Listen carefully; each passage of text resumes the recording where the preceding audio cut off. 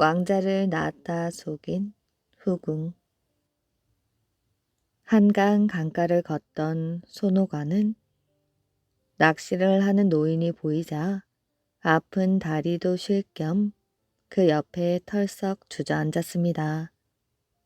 노인은 사람이 오는 것을 못 느꼈는지 아무 미동도 없었지요.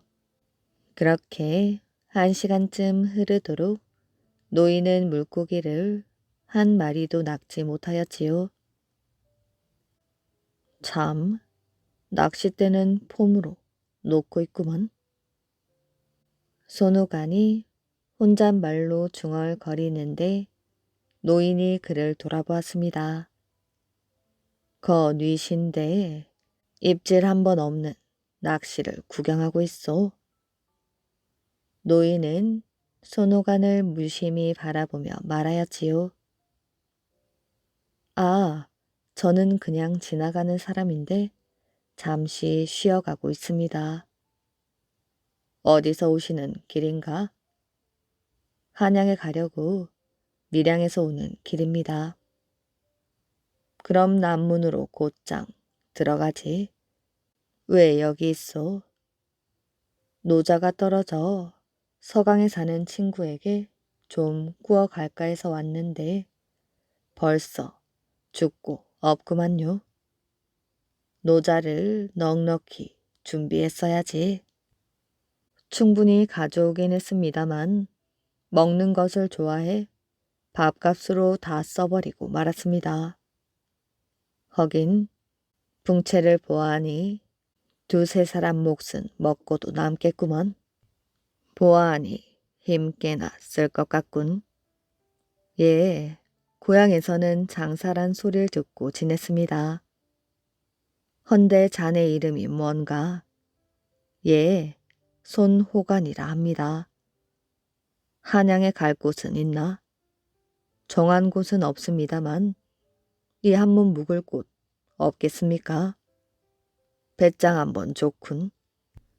노인은 그를 다시 한번 유심히 바라보더니 말을 이었습니다. 배짱만 가지고는 어렵지.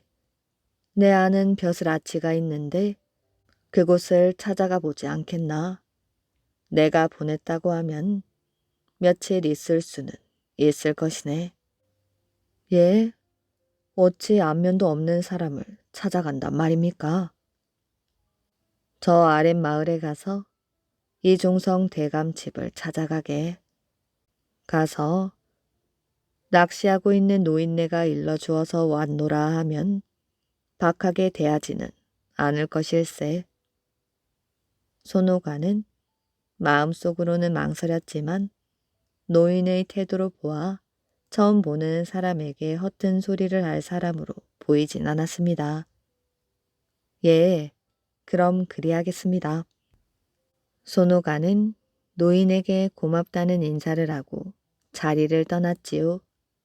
손오가는 걸음을 재촉하여 어렵지 않게 이종성 대감의 집을 찾아갔습니다. 그러나 이종성 대감은 출타 중이었지요. 손오가는 하인들에게 낚시터에 있는 노인이 가보라고 하여 왔으니 올 때까지 기다리게 해달라고 사정했습니다. 그러자 하인들은 그를 사랑방에 들게 하고 저녁까지 푸짐하게 차려주었지요. 밥을 배불리 먹고 난 손오가는 고단함을 이기지 못하고 깊은 잠에 빠졌습니다. 그러다 밖에서 인기척이 들려 어렴풋이 잠에서 깨었지요. 시골에서 날 찾아온 사람이 없었는가? 있었습니다. 지금 사랑방에 계십니다. 이종성 대감이 돌아온 것 같았지요. 이어 방문이 열렸습니다. 그런데 방으로 들어온 사람은 다름 아닌 낮의 강가에서 낚시를 하던 그 노인이었지요. 노인은 영의정까지 지낸 이름난 정승이었습니다. 그런데 영조가 후궁 문소희의 농간에 빠져 보다 못해 상소를 올렸다가 문소희의 모함으로 영의정에서 물러나고 지금은 낚시나 즐기며 살고 있었지요. 놀랐는가? 소인을 용서하십시오. 나리를 몰라 뵙고 무례를 저질렀습니다. 자네가 뭘 잘못했다고 그러는가? 내 이조 판서를 잘 알고 있는데 그 사람에게 부탁하여 대궐 수문장 자리 하나 줄 터이니 맡아보겠는가? 예, 소인에게 말씀이십니까? 저야 황송할 뿐입니다만 저같이 미천한 놈이 어찌 대궐을 지키는 수문장이 되겠습니까? 마침 대궐 금요문의 수문장 자리가 비었는데 그 자리는 오래 비워둘 수 없는 자리라네. 그렇다고 아무나 앉힐 자리도 아니지.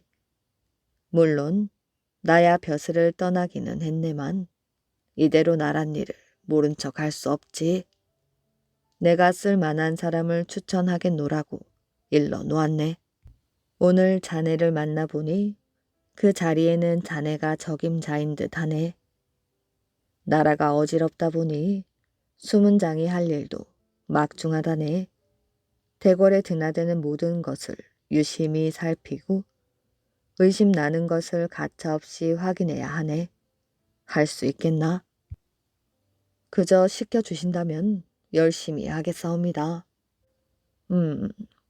그런데 자칫 잘못하면 목숨을 잃을 수도 있는 위험한 자리라네. 그래도 괜찮은가? 나라를 위해 죽는다면 그보다 더한 영예가 어디 있겠습니까? 이종성은 손오간이 대답에 흡족해하며 고개를 끄덕였지요. 오늘 당장 이 소식을 전하면 내일부터 출사할 수 있을 걸세. 그건 그렇고 오늘 밤 내 자네에게 부탁할 것이 있네. 밤이 깊으면 시동을 보낼 터이니 그 아이가 안내하는 방으로 오게. 그날 밤 이종성은 사람들이 드나들지 않은 으슥한 뒷방에서 손오간에게 부패한 대신들과 간악한 문소위의 흉계로 조정이 위태한 지경에 이른 사실을 이야기해 주었습니다. 아울러 임금과 나라를 위해 목숨을 내놓고 해야 할 일이 하나 있으니 그것을 처리해 주도록 부탁하였지요. 다음 날부터 손오간은 대궐 수문장에 임명되었습니다. 손오간은 이종성의 말을 기억하며 자신이 맡은 임무에 충실하고자 애썼지요. 그로부터 몇 달 후 이종성 대감으로부터 은밀한 서신이 왔습니다. 오늘 밤은 대궐을 드나드는 사람들을 더욱 유심히 살피게.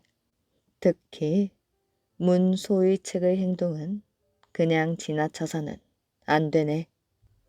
그날 손오간은 낮부터 직접 대궐 문 앞에 나와 드나드는 사람들을 하나하나 조사하였습니다.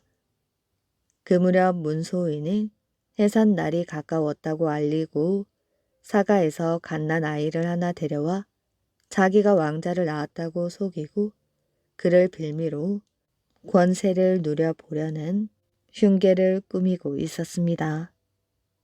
그 사실을 눈치챈 이종성은 이를 처치하고 문소의 간악함을 낱낱이 폭로하려는 것이지요.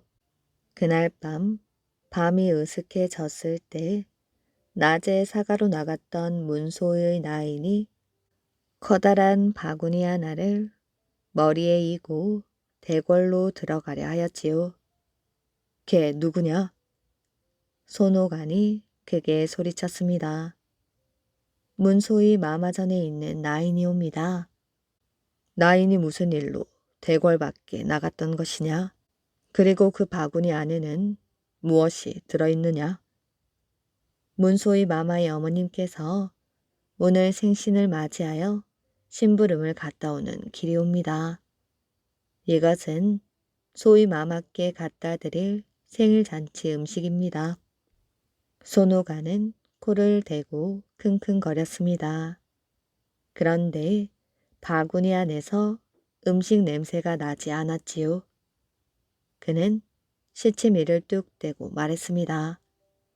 생일 잔치 음식이면 푸짐하겠구나. 바구니도 큰 것이 꽤 많이 가지고 온 모양이니 여기도 한 접시 내놓고 가거라. 아, 아니 됩니다. 사과 음식을 나눠 먹었다고 하면 문소희 마마께서 크게 호통치실 것입니다. 나이는 말을 더듬으며 말했습니다. 거참 인심도 야박하군. 문소희 마마께는 아무 말 말고 조금만 나눠주면 되지 않느냐. 손오가는 슬며시 바구니에 손을 얹으며 말했습니다. 그러자 나이는 움찔하더니 머리에 이고 있던 바구니를 잽싸게 두 손으로 안아내렸지요. 그 순간 바구니 안에서 아기 울음소리가 요란하게 들렸습니다. 손오가는 단번에 칼을 뽑아 바구니를 내리치자 바구니와 함께 갓난 아기가 땅에 떨어졌지요. 이런 요망한 것 같으니 손오가는 다시 칼을 들어 나인을 내리쳤지요. 나인은 비명 한 번 지르지 못하고 그 자리에서 쓰러지고 말았지요. 이로 인해 문소희의 간악한 음모가 드러나자 영조는 두말 없이 문소희를 폐위시키고 그녀의 측근들까지 형을 내렸다고 합니다. 가짜 도사가 된 거지. 봉이 김선달은 황해도를 지나 경기도 땅을 지나고 있었습니다. 김선달은 산 길을 터벅터벅 걸어가다가 한 거지 패들을 만났지요. 거지들은 모여 앉아 뭔가 의논을 하고 있었습니다. 호기심이 많은 김선달은 그대로 지나칠 수가 없었지요. 조심조심 거지들이 모여있는 곳으로 갔습니다. 여긴 왜 기웃거리시오? 이곳은 당신이 올 곳이 못 되니 물러가오. 키가 크고 풍채가 좋은 늙은 거지가 쏘아 붙였습니다. 보시다시피 혼자 길을 걷자니 외롭고 심심하여 길 동무를 하러 왔소. 나도 당신들과 똑같은 사람이니 끼워주시오. 옷만 조금 깨끗하게 입었을 뿐 집도 절도 없이 바람처럼 떠돌아다니는 나그네요. 우리들은 목적지까지 다 왔소. 바로 저기 저 앞산 밑에 있는 기와골로 가는 길이요. 저 마을에 큰 잔치라도 벌어졌습니까? 오늘이 바로 배부자 영감의 환갑 잔칫날이요. 그러면 잘 되었네요. 나도 지금 배가 고파 죽을 지경입니다. 같이 갑시다. 김선달은 거지들과 어울려 보고 싶었습니다. 구두쇠로 소문난 배부자 영감은 피 한 방울 안 나오는 지독한 사람이요.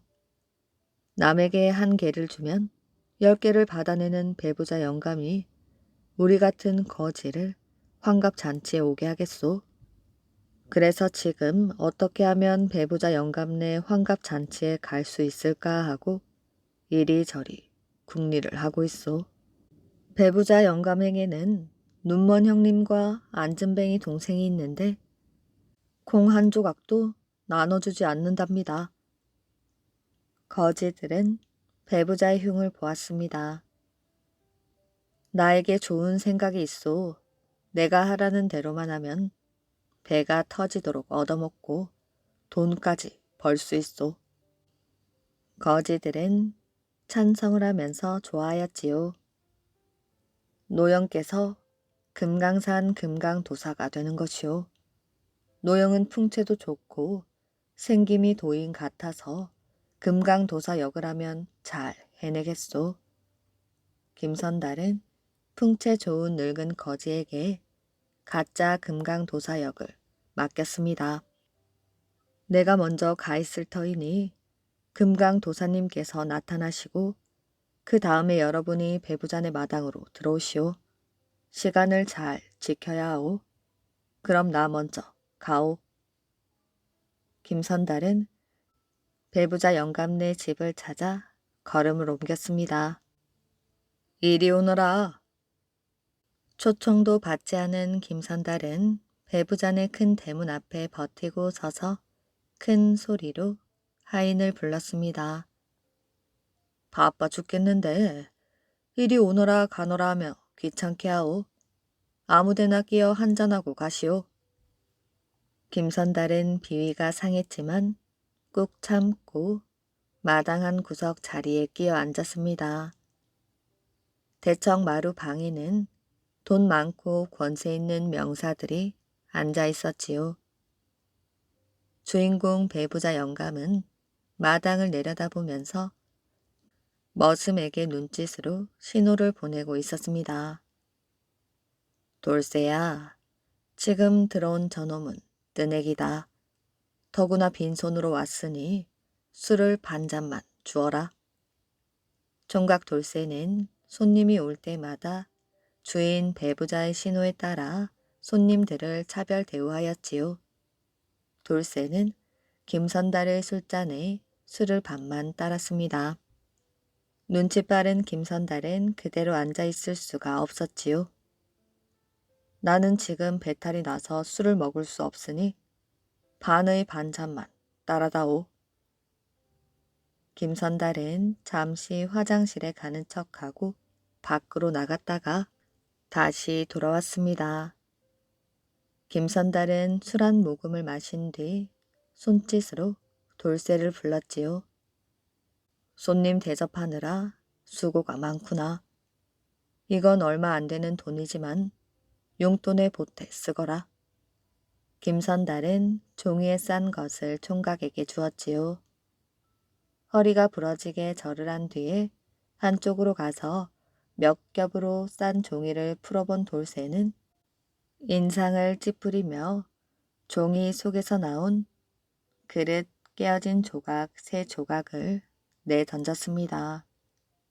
김선달 앞으로 돌아온 돌쇠는 복수라도 하듯이 김선달의 술잔에 술을 가득 따르면서 마음속으로 중얼거렸지요. 술 많이 먹고 배탈이 나서 고생을 좀 해봐라.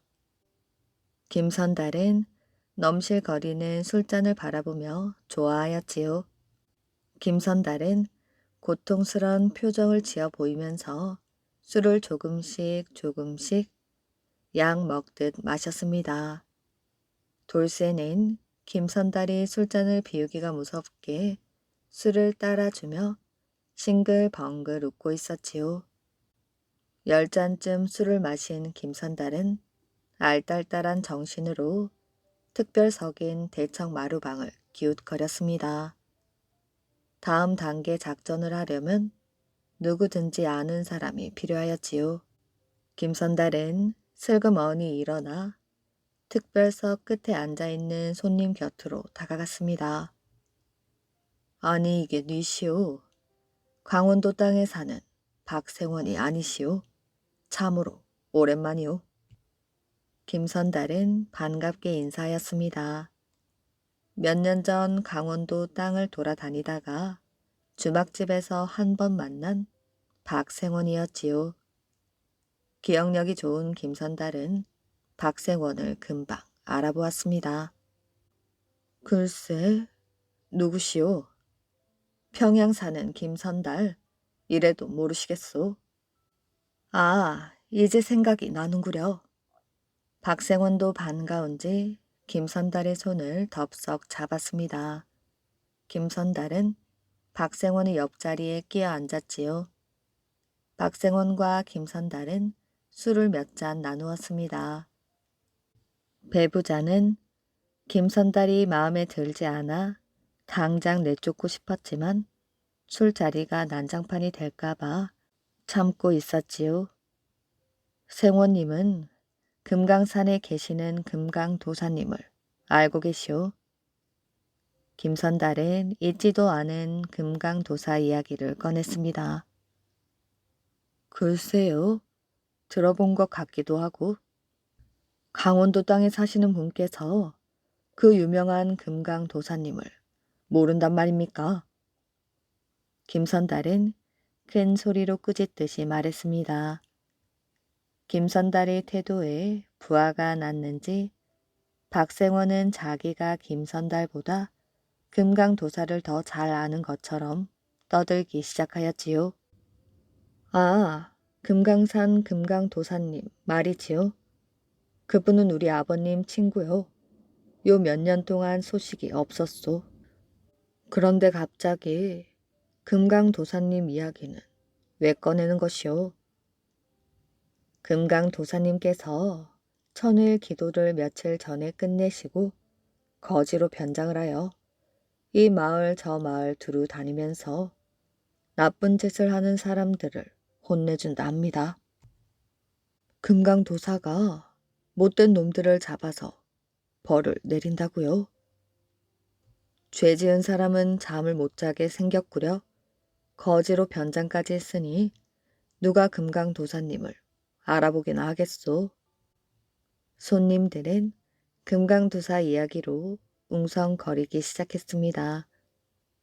금강도사를 본 사람이 내게 귀뜸을 해주는데 금강도사는 목에 검은 수건을 두르고 다닌답니다.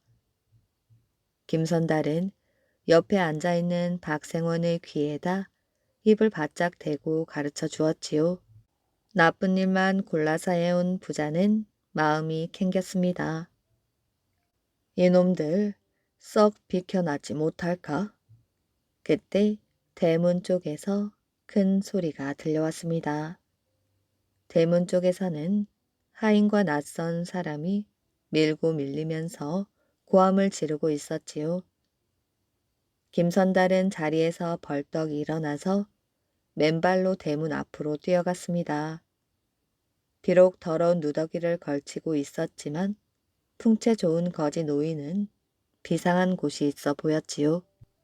그 노인은 장대 같은 키에 백발 머리, 배꼽까지 내려온 하얀 수염, 목에는 검은 수건을 두르고 있었습니다. 대문 쪽을 바라보던 박생원도 벌떡 일어나 마당으로 뛰어나갔지요. 금강도사님을 뵙게 되어 영광입니다. 김선달은 땅바닥에 엎드려 큰 절을 하였지요. 금강도사님, 그동안 평안하셨습니까? 어인일로 저희 집에는 한 번도 오시지 않았습니까? 제 아버님은 작년 봄에 돌아가셨습니다. 박생원은 금강도사를 알고 있는 것처럼 말했습니다. 대청 마루에 앉아있던 손님들도 모두들 마당으로 내려와 무릎을 꿇고 넙죽넙죽 절을 하였지요. 상황이 이쯤 되고 보니 배부자도 가만히 앉아 있을 수는 없었습니다. 금강도사님, 누추한 소인의 집까지 와주신 은혜는 평생 잊지 않겠습니다. 금강도사는 입을 다물고 배부자의 안내를 받아 배부자가 앉아있던 금방석 위에 앉았습니다. 금강산에서 금강도사님이 왕림하셨으니 새 술상을 차려오너라. 배부자는 자기의 죄가 큰지라 금강도사에게 잘 보이려고 안간힘을 쓰고 있었습니다. 술상은 뒤로 미루고 배부자는 무릎을 꿇고 내 앞에 앉도록 하여라. 뭘 꾸물거리는고? 배부자는 갑자기 사나워진 금강도사의 태도에 불이 꺾였지요. 배부자는 금강도사가 시키는 대로 무릎을 꿇었습니다. 나는 그대를 잘 알고 있느니라. 그대의 소문은 금강산 깊은 산 골짜기에까지 퍼져 있다. 눈이 멀어 앞을 못 보는 네 형과 안진뱅이 네 동생을 잊었는가? 네 소행이 괘씸하여 너희 형과 동생같이 네 아들 형제를 봉사와 안진뱅이로 만들어 놓으려고 왔다. 아이고 잘못했습니다. 벌을 받으려면 제가 받지 어째서 제 자식들이 받습니까? 벌을 주려거든 제게 주십시오. 배부자는 손바닥이 닳도록 빌며 간절한 목소리로 말했습니다. 아비가 지은 죗값은 자식들이 받게 마련이다. 금강도사님, 제발 제가 지은 죄를 자식들에게 물려주지 말아주십시오. 벌은 제가 받겠습니다. 배부자는 눈물을 흘리며 말하였습니다. 그래, 그대의 말을 믿어보기로 하고 몇 가지 분부를 할 것이다. 금강도사는 엄숙하게 말하면서 주위를 살펴보았습니다. 봉이 김선달은 눈빛으로 금강도사에게 신호를 보냈지요. 엉터리 도사가 된 풍채 좋은 거지는 우렁찬 목소리로 말했습니다.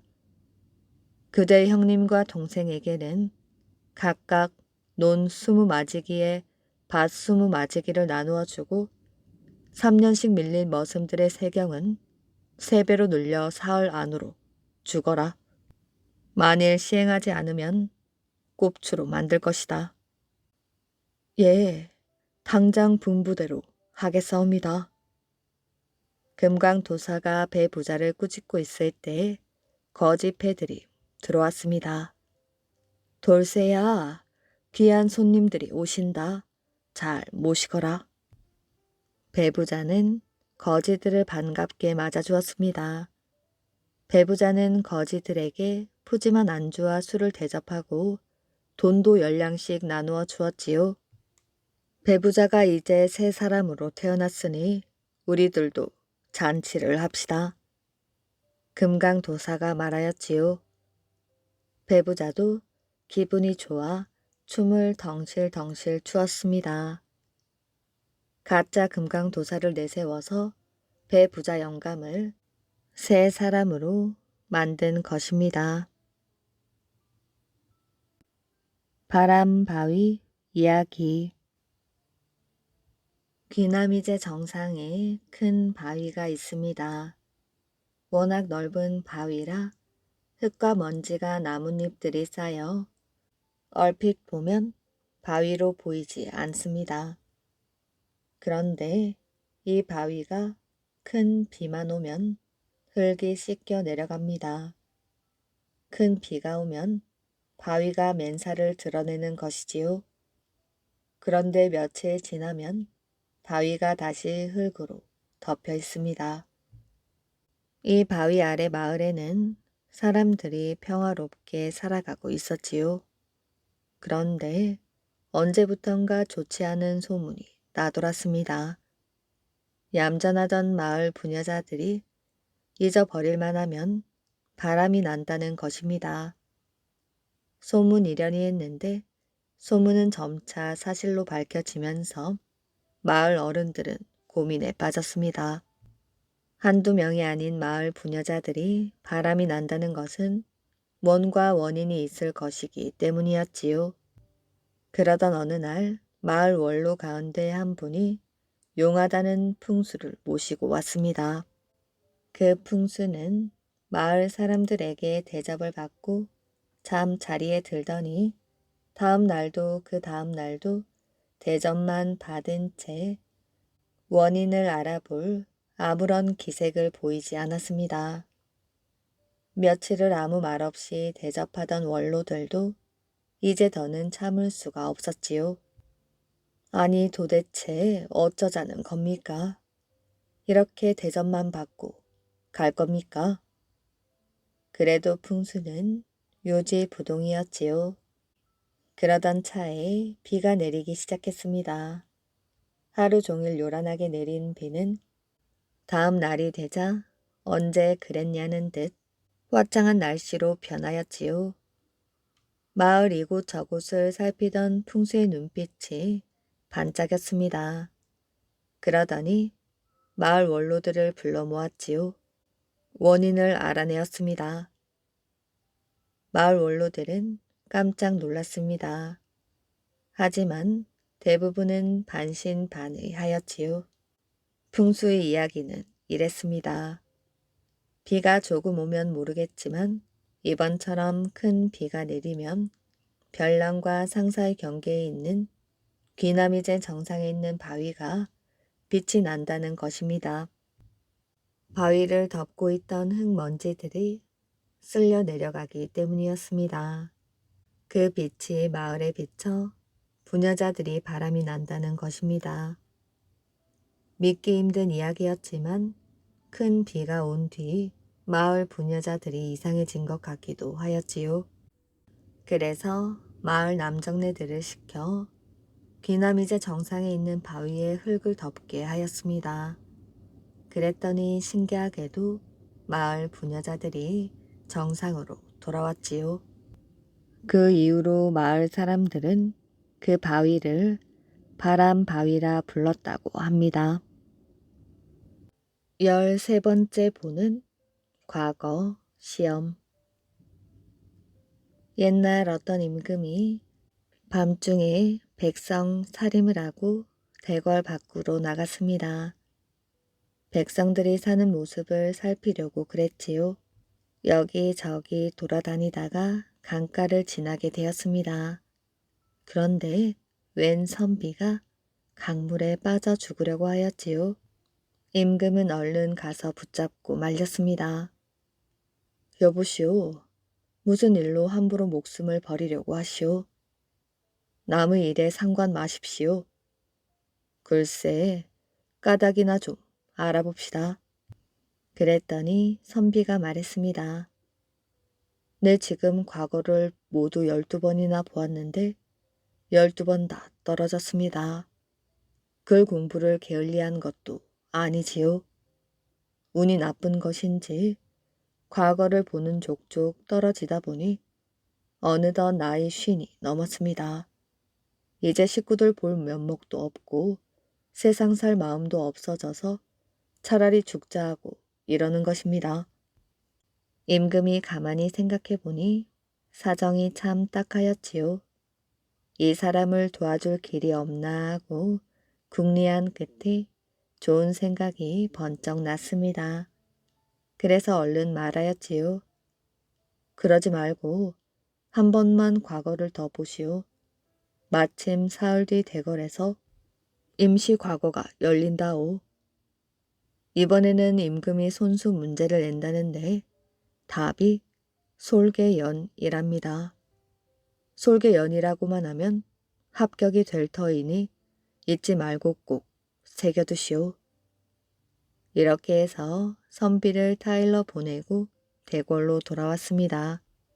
그리고 사흘 뒤 정말 임시 과거를 베풀었지요. 임금이 손수 문제를 내는데 300걸음 밖에 깨알 만한 글자를 한자 붙여놓고 읽는 문제였습니다. 많은 선비들이 과거를 보러 왔지만 글자를 읽을 재간이 없었지요. 그 먼데 있는 작은 글자를 무슨 수로 읽겠어요? 그래서 보는 족족 모두 떨어져 버리고 말았습니다. 그 글자는 바로 솔개연자였지요. 이윽고 물에 빠지려던 그 선비가 왔습니다. 와서 보니 임금님이 손수 문제를 내는데 먼데 써 붙여놓은 글자를 읽으라고 하였습니다. 사흘 전에 들었던 말이 있어서 막 대답을 하려고 하는데 그만 그새 잊어버리고 말았습니다. 까맣게 잊어버리고 만 것이지요. 솔개 연자가 도무지 생각나지 않았습니다. 땀을 뻘뻘 흘리면서 아무리 머리를 쥐어짜도 생각이 나지 않았지요. 한참 만에 겨우 조금 생각이 났는데 뭔가 하늘에서 뱅뱅 도는 것만 생각이 났습니다. 그래서 대답을 한다는 것이 뱅뱅이 연이라 대답하였지요. 그래 놓으니 될 턱이 있겠어요. 덜컥 떨어지고 말았지요. 임금도 참 안타까웠지만 어쩔 수 없으니 혀를 차며 선비를 그냥 내보냈습니다. 이 선비가 과거에 떨어지고 되걸 문을 나오니 그제야 솔개연이 생각났지요. 그렇지만 이제 와서 생각난들 소용이 없었습니다. 그런데 때마침 한 시골 선비가 과거를 보러 대궐문으로 들어갔습니다. 그 선비에게 그동안 있었던 일을 모두 이야기해 주었지요. 며칠 전에 어떤 사람이 과거 답을 가르쳐 준 일, 솔개 연자가 생각이 나지 않아 뱅뱅이 연이라고 했다가 떨어진 일까지 모두 이야기해 주었습니다. 시골 선비가 그 이야기를 들어보니 사정을 대강 알 것 같았습니다. 그래서 임금님 앞에 가자마자 이렇게 아뢰었습니다. 임금님, 저 글자를 서울말로 아뢰일까요? 시골말로 아뢰일까요? 그게 서울말 시골말이 따로 있더냐? 예, 서울말로 하면 솔개연이라 하고 시골말로 하면 뱅뱅이 연이지요. 옳거니 그러면 뱅뱅이 연도 맞는 거로군. 임금님은 기뻐하며 아까 그 선비를 다시 불러들였습니다. 솔개연이나 뱅뱅이 연이나 똑같은 말이니 합격이로다. 이렇게 해서 그 선비가 13번째 과거에 급제했다는 이야기입니다. 산신이 된 사람. 아주 오랜 옛날 제주도 한라산 중턱 넓은 들판에서 소천국이란 힘이 장사인 사람이 사냥을 하며 살고 있었지요. 그는 그곳에서 걱정 없이 살아가는데 갑자기 사람이 그리워지기 시작하였습니다. 그는 사냥을 그만두고 바닷가로 내려가 사람이나 만날까 하고 기다렸지요. 어느 날 그는 바닷가로 떠오르는 상자 같은 것을 발견하였습니다. 그것은 쇠로 된 상자였지요. 얼른 꺼내 열어보니 어떤 예쁘고 몸집이 큰 여자가 나왔습니다. 어디에서 온 누구냐? 저 남쪽 나라에서 온 백주란 여자입니다. 백주는 부모 몰래 사랑을 하다가 부모의 노여움을 사서 쫓겨왔다는 것입니다. 소천국은 백주의 이야기를 들으면서 어린 여자가 남자부터 알고 다녔구나 하면서 콧방귀를 뀌었으나 여자의 얼굴을 보니 너무 예뻐 마음이 끌리기 시작하였습니다. 그래서 그들은 곧 부부가 되었지요. 그들은 한라산 동쪽 송당이라는 곳에 살림을 차렸습니다. 그곳은 한라산이 가깝기 때문에 짐승 사냥이 편한 곳이었지요. 그들은 아들과 딸을 많이 낳았습니다. 아들 8에 딸이 9이었지요. 사냥만 해서는 식구들을 먹여 살리기가 곤란해졌습니다. 그러나 소천국은 별 다른 생각은 하지 않고 그저 실컷 놀면서 사냥이나 하다가 해가 지면 돌아오곤 하였지요. 이렇게 해서는 앞으로 살아갈 길이 어렵겠다고 생각한 부인은 남편에게 농사를 지어보라고 물었습니다. 여보, 사냥만 해서는 못 살겠어요. 넓은 땅에서 농사를 지으면 어떻겠어요? 농사를? 소천국도 생각을 해보니 사냥만 해서는 살 길이 어렵다는 걸 이해할 수 있었습니다. 제가 친정에서 올 때 곡식 씨앗을 가지고 왔으니 농사를 지어봅시다. 소천국은 마음이 내키지는 않았으나 부인의 말대로 농사를 짓기로 마음먹었습니다. 바로 다음 날부터 농사 지을 준비를 하기 시작하였지요. 가장 기름진 곳을 택하고 쟁기를 마련하고 소를 밭 가는 데 쓰기로 하였습니다. 소천국은 쟁기를 지고 소를 끌고 밭으로 나갔지요. 아내가 시키는 대로 며칠 동안 연습을 했기 때문인지 밭은 그런 대로 갈 수 있었습니다. 그렇게 며칠을 가니 넓은 밭이 만들어졌지요. 그날도 소총국의 밭을 가는데 지나가던 스님이 말을 걸었습니다. 저 밭 가는 농부님, 미안하지만 배가 고프니 밥을 좀 나눠 먹읍시다. 괘씸한 스님이라 생각하였으나 스님을 박대하면 화가 미칠지도 모른다고 생각되어서 그 양반 참 뻔뻔하오. 그렇게 배고프면 저 소 길마 밑에 점심 그릇이 있으니 조금만 요기를 하시오. 고맙소. 이 은혜는 꼭 갚겠소. 얼마 후 스님은 고맙소 하고 한마디 하더니 가버렸습니다. 낮이 되어 소천국은 배가 고파서 밭 가는 일을 쉬고 점심을 먹으러 소 길마 있는 곳으로 갔습니다. 그런데 거기엔 빈 밥그릇만 남아있는 게 아니겠어요? 이런 도둑놈 같으니라고. 빈 점심 바구니를 볼수록 배는 점점 고파졌지요. 그는 배고픈 김에 밭 갈던 소를 잡아서 먹기 시작했습니다.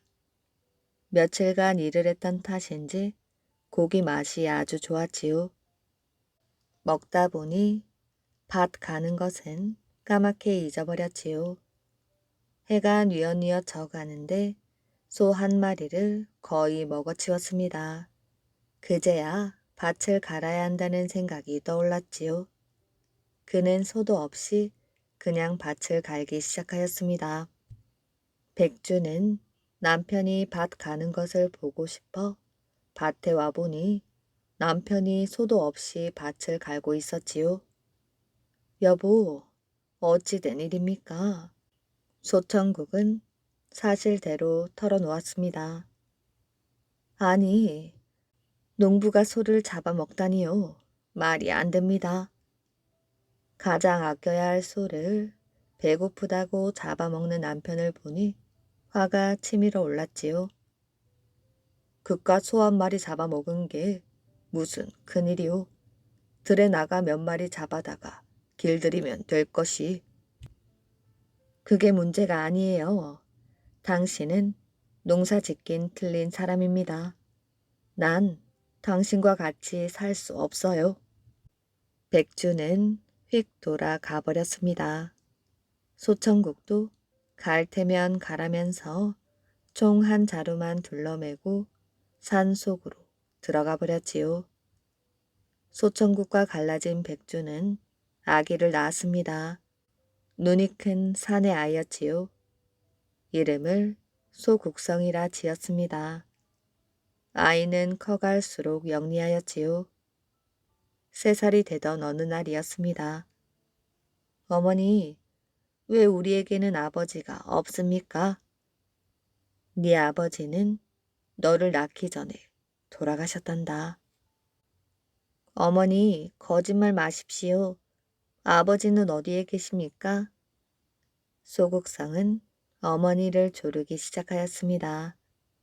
백주는 이 아이에게 아버지를 찾아주는 것이 어미의 도리라고 생각하였지요. 백주는 아들에게 그동안의 사정을 모두 말하고는 아버지를 찾으러 나섰습니다. 아들을 등에 업고 한라산 중턱 곳곳을 찾아다녔습니다.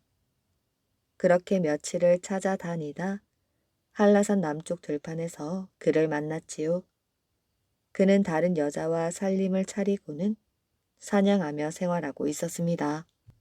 백주는 전 남편 소천국에게 아들을 놔두고 돌아와 버렸지요.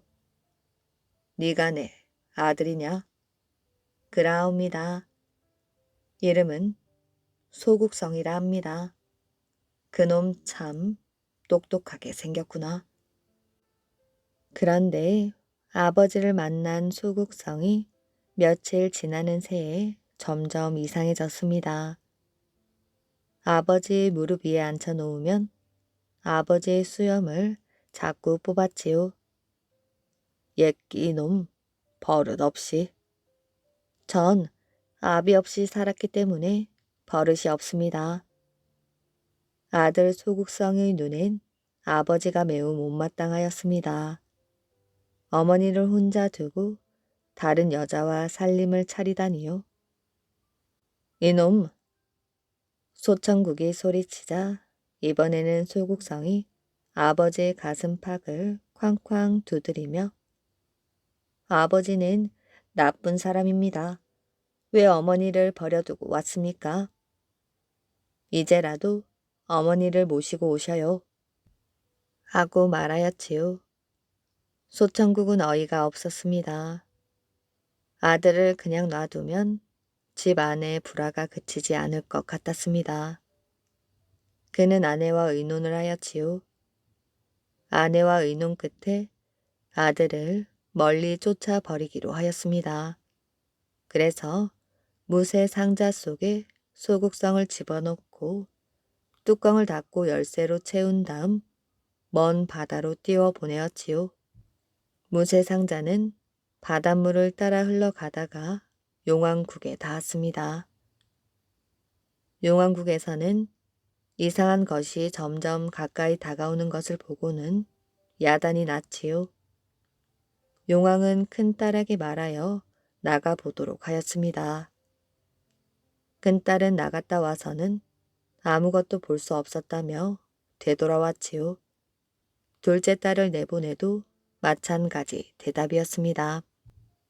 셋째 딸이 갔다 와서는 이상한 무쇠 상자가 산호나무 가지에 걸려 있습니다. 하고 용왕에게 말하였습니다. 예, 큰 공주야. 네가 가서 그것을 가지고 오너라. 그러나 큰 공주는 무거워 들고 올 수 없다 했습니다. 둘째 공주도 마찬가지였지요. 셋째 공주가 가더니 큰 무쇠 상자를 혼자 들고 왔습니다. 그러나 그 누구도 무쇠 상자 가까이 가기를 꺼려하였지요. 상자를 열려는 사람이 하나도 없었지요. 셋째 공주가 발로 무쇠 상자를 툭 건드리니 단단하게 채워졌던 무쇠 상자가 열렸는데 그 안에는 잘생긴 도령이 떡하고 앉아 있었습니다. 너는 어디서 온 것이야? 나는 제주도에서 왔습니다. 이 용왕국에 장차 큰 난이 일어날 것이라 그것을 평정하러 왔지요. 왕은 이야기를 다 듣고 나자 이 젊은이에게 마음이 쏠렸습니다.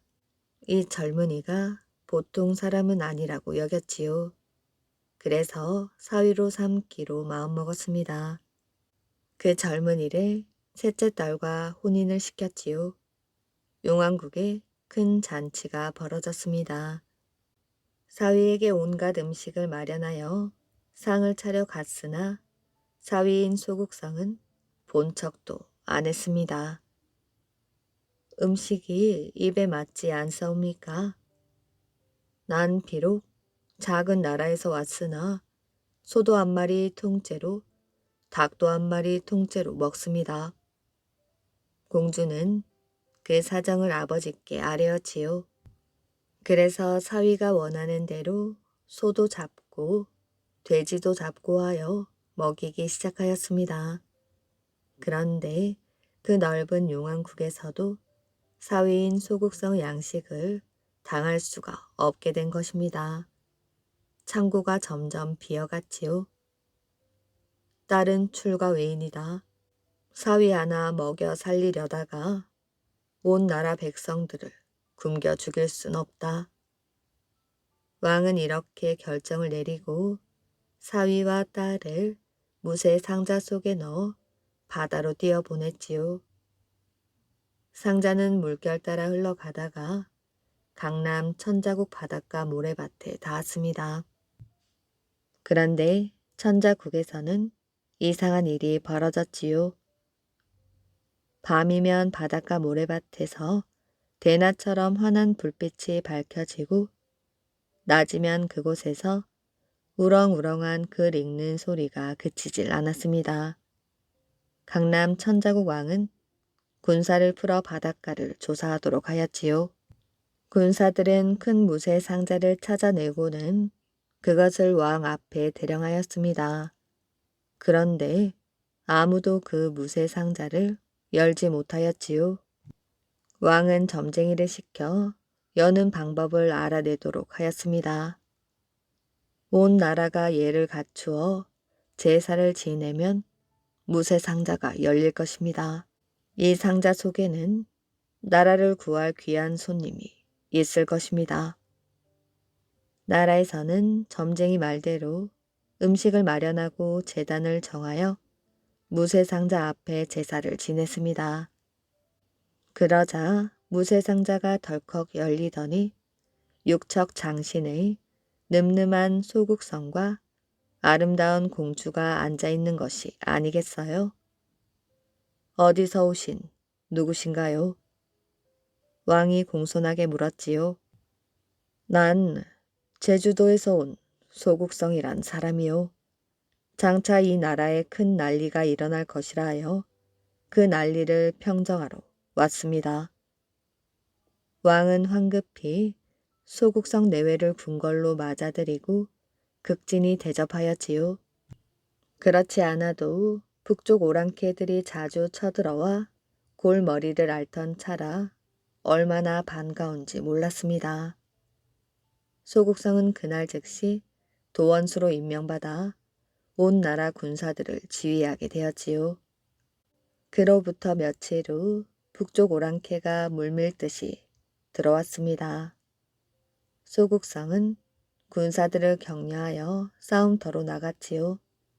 소국성이 가는 곳마다 적은 맥없이 쓰러졌습니다. 난리가 일어난 지 석 달 만에 적들을 완전히 무찌르고 나라 안은 평안하게 되었습니다. 왕은 크게 기뻐하였지요. 잘 싸웠소.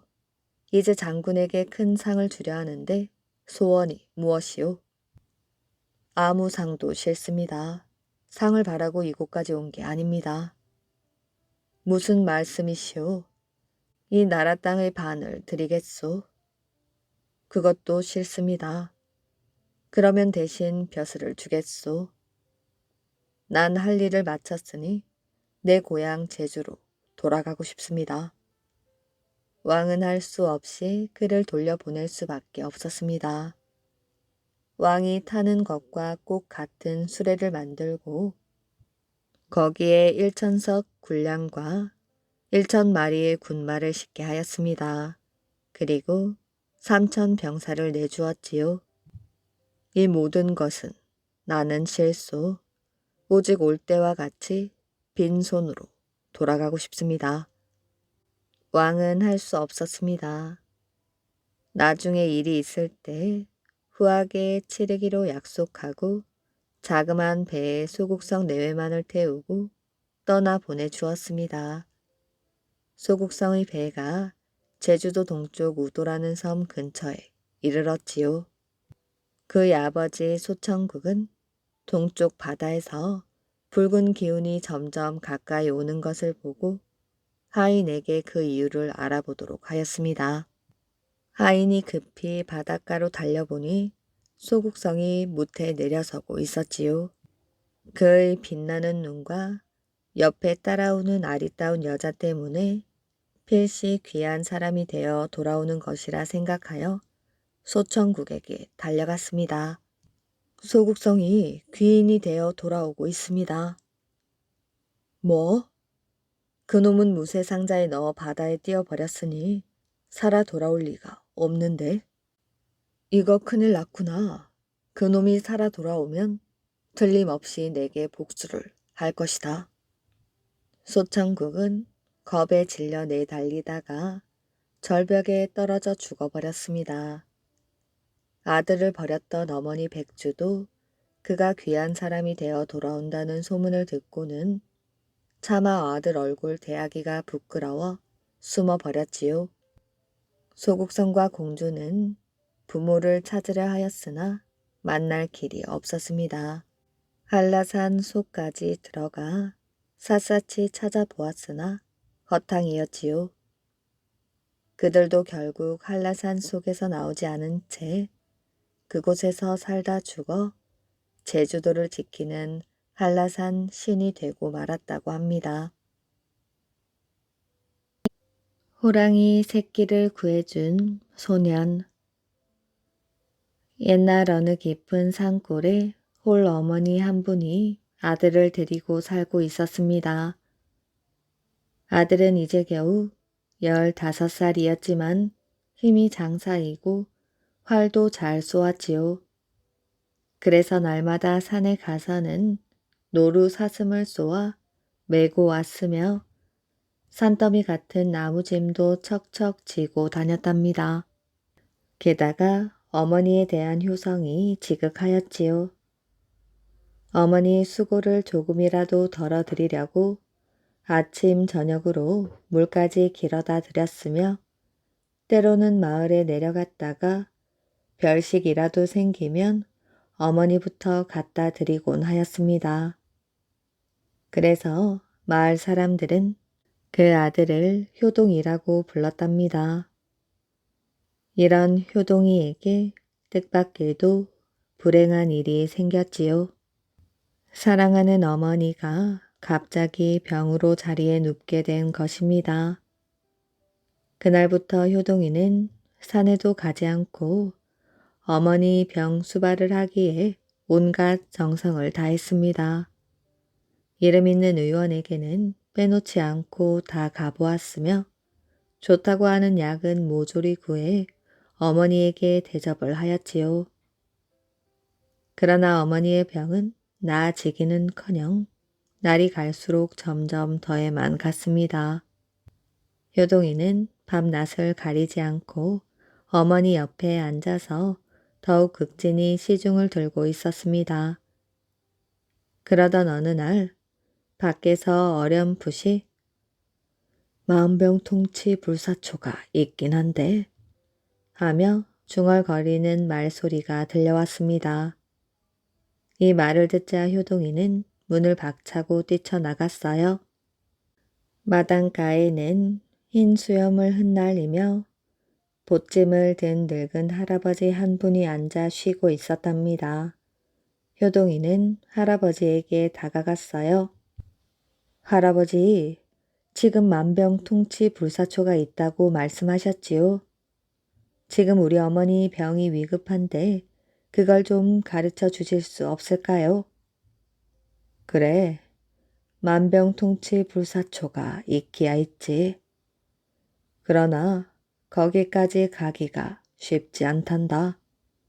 할아버지는 다시 일어나서 길을 떠나려 하였습니다. 이때 효동이는 할아버지의 손목을 꼭 잡고 사정을 하였지요. 할아버지, 불사초가 있는 곳을 말씀해 주세요. 어떤 일이 있더라도 꼭 가서 구해오고야 말겠습니다. 그제서야 할아버지는 주름진 얼굴에 웃음을 띠며 말하였습니다. 네 효성이 하도 지극하니 말해주마. 만병통치 불사초는 저 백두산 및 범바위골에 있단다. 동쪽 산줄기로 곧장 나가면 천년 묵은 큰 소나무가 한 그루 서 있지.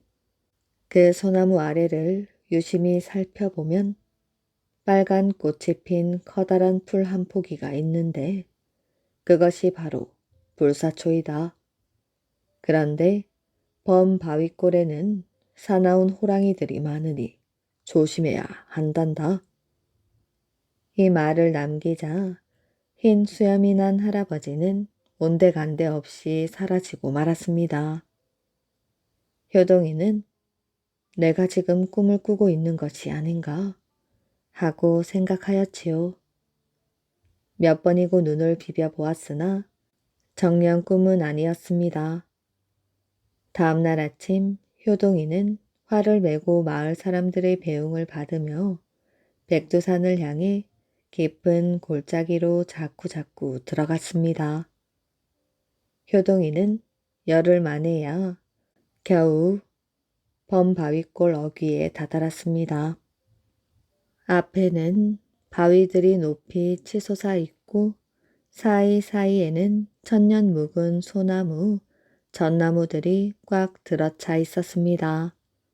여기저기에서는 산 짐승들이 울부짖는 소리가 들려왔습니다. 그러나 효동이의 가슴은 오로지 어서 빨리 불사초를 캐어 어머니의 병을 고쳐야겠다는 생각으로 불탔습니다.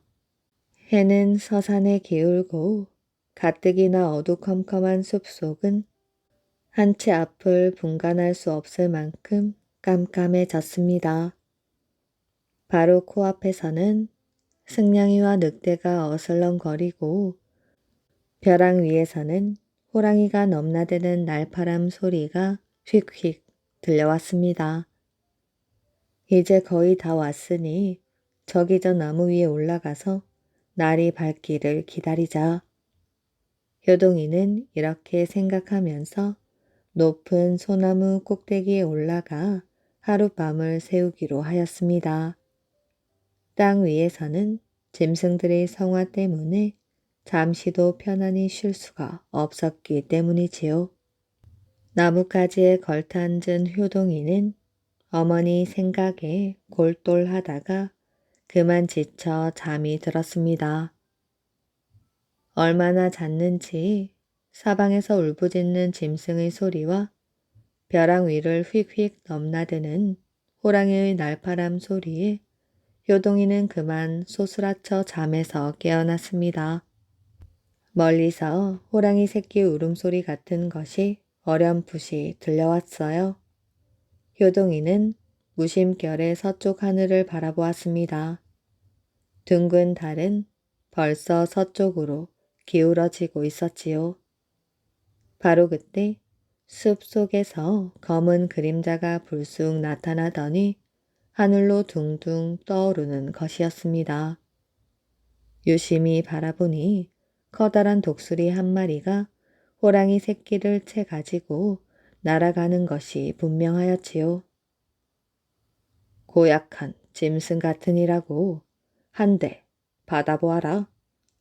효동이는 어깨에 메고 있던 활을 내려 날쌔게 화살을 메워 가지고 독수리를 겨누어 힘껏 잡아당겼습니다.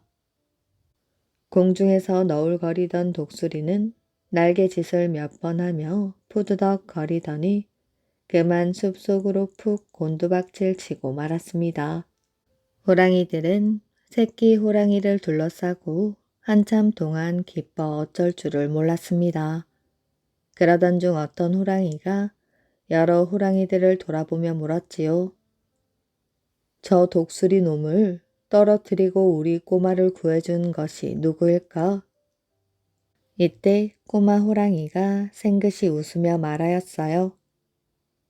어머니 아버지, 저를 구해준 이는 바로 저 나무 꼭대기에 있어요. 저기요. 하면서 효동이가 올라가 있는 큰 나무 꼭대기를 가리켰습니다. 호랑이들은 곧 나무 아래로 와서 효동이를 쳐다보고 저를 굽실굽실하며 말하였어요. 우리 꼬마의 목숨을 구해준 은인이시여. 한밤중 그대는 무슨 일로 여기에 왔습니까? 저희들의 힘으로 될 일이 있거든 어떻게든지 이 은혜에 보답하겠습니다. 효동이는 자기가 온 사연을 모두 이야기해 주었습니다. 그랬더니 어미 호랑이는 그거야 저희들이 더 잘 알지요. 만병통치 불사초는 여기서 멀지 않은 곳에 있습니다. 자, 그럼 내 등에 올라타십시오. 효동이는 서슴없이 호랑이 등에 올라앉아 두 귀를 꽉 거머 쥐었습니다. 그러자 호랑이는 험한 숲속을 누벼 나가더니 어느 펑퍼짐한 곳에 있는 늙은 소나무 아래에 우뚝 멎었습니다. 자, 이것이 바로 당신이 찾는 불사초입니다. 효동이는 앓고 계실 어머니를 생각하며 정성 들여 그 풀을 캐내었습니다. 그러는 동안에 날은 벌써 환히 밝아오기 시작하였지요. 어미 호랑이는 다시 효동이를 업고 험한 산을 넘고 넘어 효동이네 집 앞까지 데려다 주었습니다. 불사초를 다려먹은 어머니는 그렇게도 중하던 병이 곧 깨끗이 가셨습니다. 그래서 효동이는 다시 어머니를 모시고 부지런히 일하며 오래오래 행복하게 잘 살았다고 합니다. 대동강 물을 팔아먹는 김선달 이야기는 아주 유명한 이야기이지요. 김선달은 지혜와 재치로 부정을 저지르는 사람들을 골려주고 버릇을 고쳐준답니다. 가난한 사람들을 도와주는 김선달의 따뜻한 마음이 잘 느껴지는 것 같습니다. 가난 속에 사는 사람들의 가슴 속을 시원하게 해주는 봉이 김선달 이야기 재미있으셨나요? 오늘의 이야기 여기까지입니다. 오늘도 편안한 밤 되시길 바랍니다.